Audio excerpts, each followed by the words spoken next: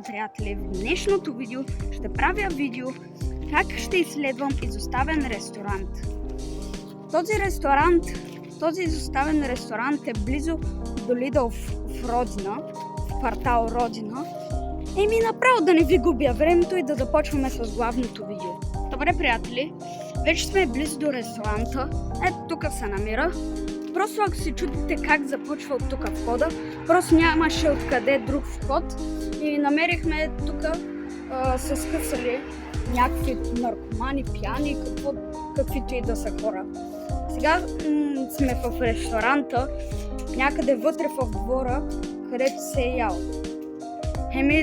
Това е двора, почти нищо не е останало, нито маси, нито столове, само бокуци, бира, гуми и т.н. Мръсти, брач, мръсти. Можете само от тук да видите през стъклото какво е отвътре. Малко пустичко. Голяма работа, все пак е изоставено, какво искате. Сега да видим отвътре.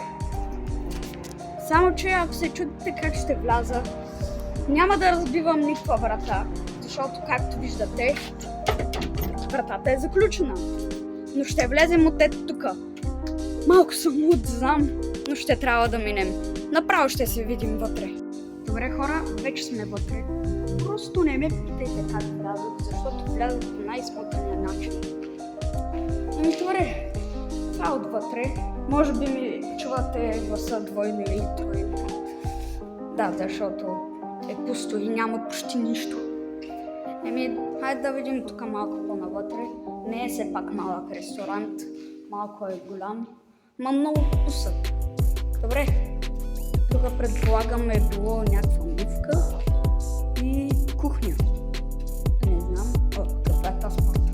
100% ще има порта, значи е било кухня, защото в туалетна, ако има порта за такива неща, които са били в кухнята, няма как.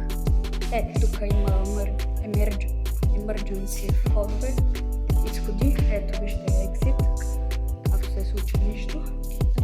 И предполагам, че това е било кухня, а пък това е било отвътре, където се обядвало, закусвало или вечерял. А пък от тук сте си поръчвали храна. И да, 100% е било кухня. Но изобщо не се знае къде е туалетница или такива неща. И изобщо защо има шкафове. Добре.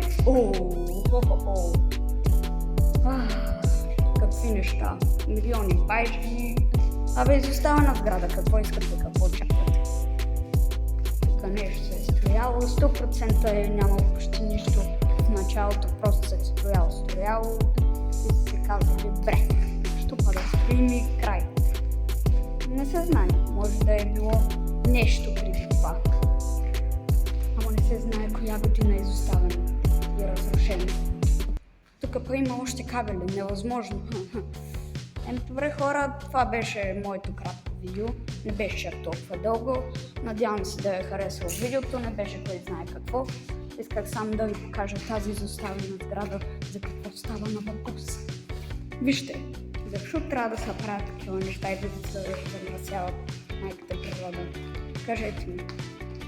Добре, хора, абонирайте се за канала с камбанката и палец нагоре за това видео, ако ви е харесало. От мен чао и до другите видеа.